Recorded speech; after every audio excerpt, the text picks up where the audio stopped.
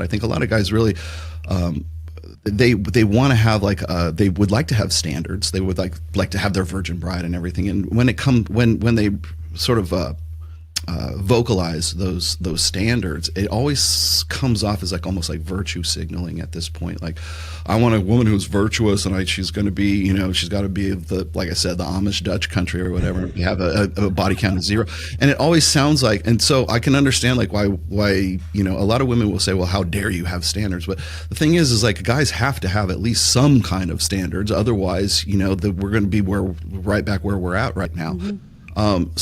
But I think what happens is like when you throw those things out there and you say, hey, I'm looking for a woman like this and this and this, I think one of the reasons like why women have they bristle at that is because they've been told that they're enough. They've been told for coming up on 5 generations now, where they are told that they can do anything. They can be an astronaut and a mother at the same time.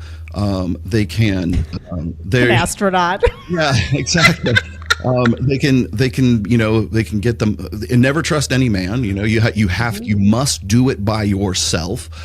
Men are inherently untrustworthy. And you have 3 choices. You have Homer Simpson. You've got the doofy dad who needs mom to save him from himself. You've got the borderline abuser, the guy who's going to be, just this side of sending you to the women's shelter. And then you've got the new archetype, which is the incompetent kid who doesn't know how to tie a necktie, doesn't know how to drive a stick shift, doesn't know how to change a tire, doesn't know has to call, Uber to drive in place. It's like the convenience generation kind of guy.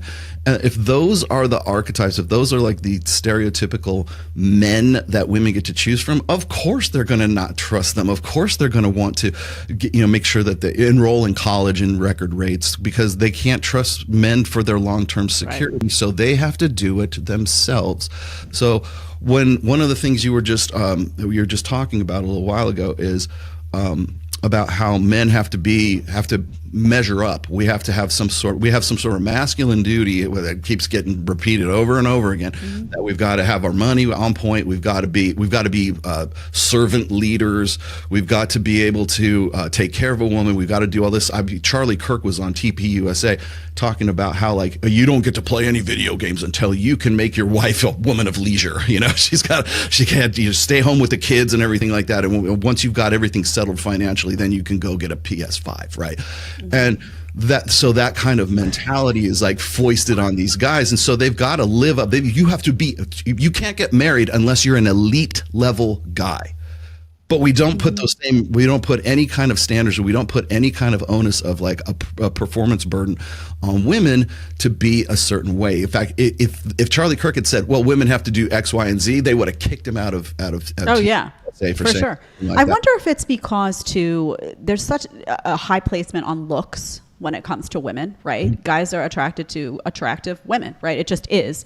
But women start to feel that, it's there's a lot of games being played now too. It used to be that you went and you blow dried your hair and you put a little makeup on and you left the house. And now it's, the Botox, the fillers, the hair extensions, the wigs, the contour, the fake teeth. I mean, and even then, right, when you do all that, you got to filter your image. You got to get the Paris filter. You're putting fake eyelashes left and right. Mm-hmm. So, the 3s and 4s have been elevated to a different stature than they used to be 20 years ago. But I wonder if it's because guys pay so much attention to looks in women, it just is, that there's a lot of really good looking women that feel like, well, I checked this box. I look good. So now I get to be a brat. I get to not do anything else. I can be a slob at home. I don't have to, care about, whether I'm living in a pigsty. I don't have to cook. I don't have to clean. I don't have to do any of that stuff that was traditionally female. I look good. And I had a clip that went viral at one point with me saying that women just say, when guys say, what do you bring to the table? And they say this. And I was like, what the hell is that? Imagine if a guy was like, I bring this. I mean, no, you got to bring the money. You got to be a provider. You got to be a protector. You got to be able to, if God forbid you run out of gas, you got to be able to get the gas in the car. You got to be able to do all the stuff, the practical, everyday stuff. And women just, I look good, and they've decided that checked box is enough. And I think guys play a role in that, because guys pay so much attention to the looks And they get so flabbergasted and like, they start drooling and, oh my God, a hot girl who's a brat, but I'm still going to pay her a ton of attention, that it's sending the message to women that that little box that they checked is enough. And they can be a brat and they can do nothing else. So some of this onus falls on guys to demand better. A hot girl, just, that's fun for a day. Try living with that, with a slob or with someone who's at the end of the day not loyal and looks great, but is basically trash. And after a couple of nights, honey, you're not going to be having fun anymore. So some of that falls on the guys, doesn't it? Yeah, I agree. I think that women's egos are measured in likes and follows for sure. And a lot of that has, like, let's just say all of that has to do with how they look on Instagram, because most women, when they go on Instagram, whether they're pros or they're not, whether they're advertising for their OnlyFans or whatever, or that maybe they're just good looking swimsuit models, maybe they work, maybe they strip at the Rhino, I don't know, but the fact is, because women will say like, well, I do this because it's advertising for my for my OnlyFans. It's like, no. Sure. It's funny you should bring this up. We brought we talked about this on the last Access Vegas. We asked the girls, we said, when you got, for the girls who were on OnlyFans, we said, when you got into OnlyFans, was it about the affirmation and like sort of the validation, or was it about the money? And nearly all of them said it was about the affirmation, the validation, because the money doesn't come until after they do, they build their brand a little bit more. And so then it becomes more about the money, right? And so the money sort of validates the affirmation and the male validation. So, and I hear this every single time. If Lily Phillips is doing 101 guys this week or whatever, or if it's Bonnie Blue doing 1,000 guys at spring break or whatever it is, the first thing I hear is like, men need to do better because these women are a result of men's wanting this kind of stuff. And I hate to say that they're not wrong. There are guys do want that stuff. But it still takes two to tango, right? It still takes a willing woman to want to go and do something like that and make some money off of that. And then it takes men to facilitate it by creating programs like OnlyFans so that can actually happen. So because it's men who are doing the coding and it's men who are doing the business running of OnlyFans. Men are doing the content for sure, but it's like the guys who are doing it. So, but the thing is like, for every guy that I can reach out to and say, hey, stop simping, stop giving these girls likes. Mike and I, we've had every damn show we tell them like, don't like just ass shots on Instagram, because all you're doing is just sort of you're adding one more log to the fire right there, right? So if a woman is on Instagram and she's like shows her graduation pictures getting like a diploma, you could like that. If she's doing some she has a talent, right? She's playing guitar, right? like that. But don't just like it because she's in a G-string or something like that. But the problem with that is like, for every guy you can convince to not do that, there's an army of simps guys who are out there who are just going to just keep feeding that fire. So it's like it's like Sisyphus, it's like you're never right. You're never going to win against like male nature, because that's what men want, right? And so it just becomes this feedback loop from guys liking those things and coming back. And there's always going to, like, whenever there's some sort of like moral degeneracy, it always gets defaulted back to, well, if guys would be better, then women would be better. And it's like, no, at what point do women have to take responsibility for their own actions? Oh, sure. No, I think both, right? Yeah. I mean, they both have to take responsibility for the choices they make and the consequences of those decisions. And then if you make a different choice, if you want a different result for your life, for the whole dynamic. I want to ask you, I know you're not in the business of, you always say to me, I don't know if this still holds, but you're not in the business of giving advice per se. That's not what your books are about. But come on, Rollo, people ask you, people are coming up to you, I'm sure, and asking for advice all the time. And when you look at the dating marketplace now, online dating, to me, just looks like a disaster for men. It just looks like a disaster. I honestly don't know as a man, because women get so much attention online and have so many options online, and like the dating apps, and they put the photos up and everyone's like, I can't imagine being a guy now, single, particularly in your 20s, and having to go online and pursue online dating. What do you tell guys to do? Like if they say, hey, listen, what do I do? Should I not be online dating? What do they do? Do they go old school and start meeting people in different ways, through friends, through like how it used to be? Or do they try to operate in this online dating world and play the game differently? Like what do they do? First of all, I think women, from my experience, from asking women this, like, how would you rather be approached? What's the last time you got, like, with your boyfriend? How did you meet your boyfriend, right? And 90% of them say, well, I met him through friends, I met him through a social group, I met him at a club, I met him like live, like in real time, right? And it's not that some of them haven't used like Tinder for hookups. But they don't make like real, they don't get boyfriends from Tinder. Very few of them anyways. I'm not saying it doesn't happen, it probably might, but so it's my experience anyways that women would prefer to be approached live in real time, right? Now that's like puts the fear of death into guys who have no practical experience making approaches like that. And so you'll get guys who are like looks maxers and say, well, it doesn't matter how good your game or your riz is.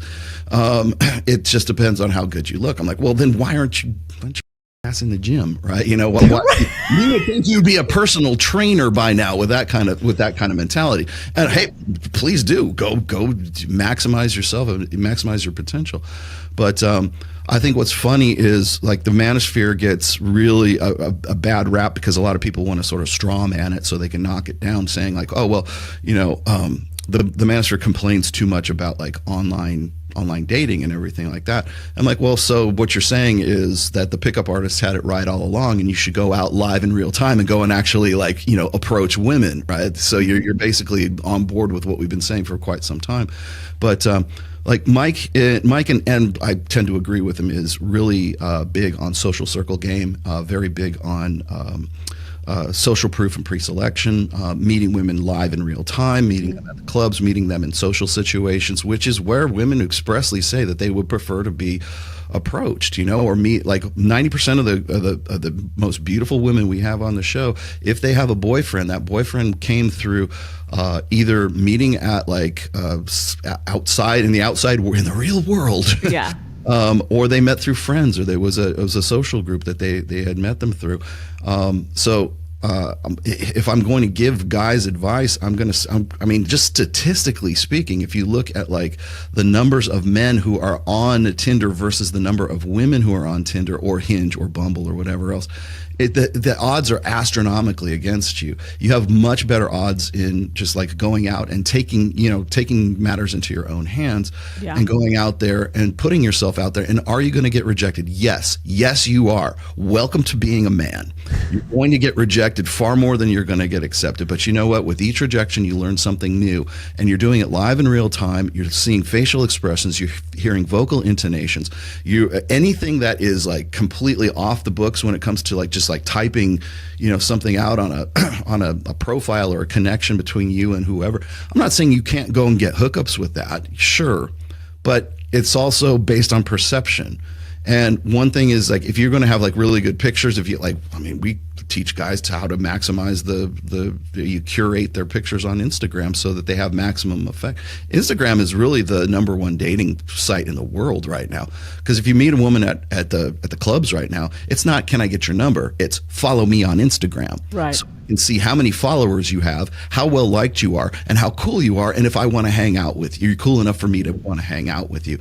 And and not only is it the girl that you're trying to get with, it's also her sister, her friends, her mom, everyone else is like, oh, do you think this guy's good enough? Do you think, it's brutal. Your Instagram is your resume as a guy. So, make sure that's, you've got a good profile that's already set up so that you're maximizing the perception that you're a quality guy.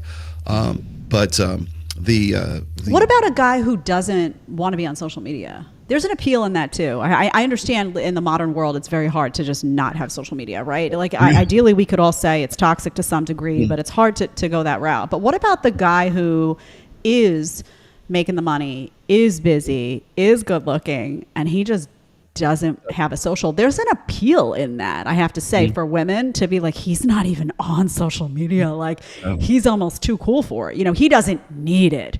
Do you know what I'm saying? I do know what you're saying. We've asked women this on the show too. Like, if a guy doesn't have an Instagram, everybody's like, that's a red flag. He's like a serial killer. Really? See, I don't feel that way. I feel like there's like because you know what? The truth of the matter is, to me, a lot of this TikTok and Instagram, there's something feminine about it. Unless you're using it, you have to be using it really well. There is something very feminine about posting the photos. And unless you're an entrepreneur and so you have to be showcasing something that you're doing. And for guys, it's a lot trickier because that thing can't just be like, oh, look at me, I'm pretty. You know, it has to be more than that, because there is guys going on TikTok and ranting about their bad dates.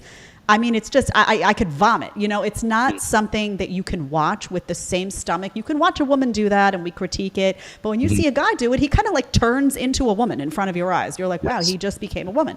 So on Instagram, it's the same thing. If I see guys like posing, or if I see guys doing too much, it feminizes them to me. And sometimes for me, either the absence of the social, or social that's utilized to showcase a skill or show me that you're doing, right, rather than just looking, you know, and maybe that's part of what you're telling them to do, but that for me would be the key. Well, the thing is if guys go, and Lord knows I get called out for this all the damn time.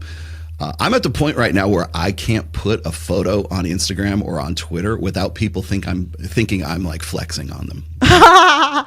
I just a quick story. I was with Fresh from Fresh and Fit last time I was in Miami, and I was going to go. We were going to do a podcast that night, and like, hey, let's get another picture of you, Rolo, because we got all the ones we have are kind of old, and we want to put you on the thumbnail, right? So I took a picture, and he shot me from the back of his Audi R8, right?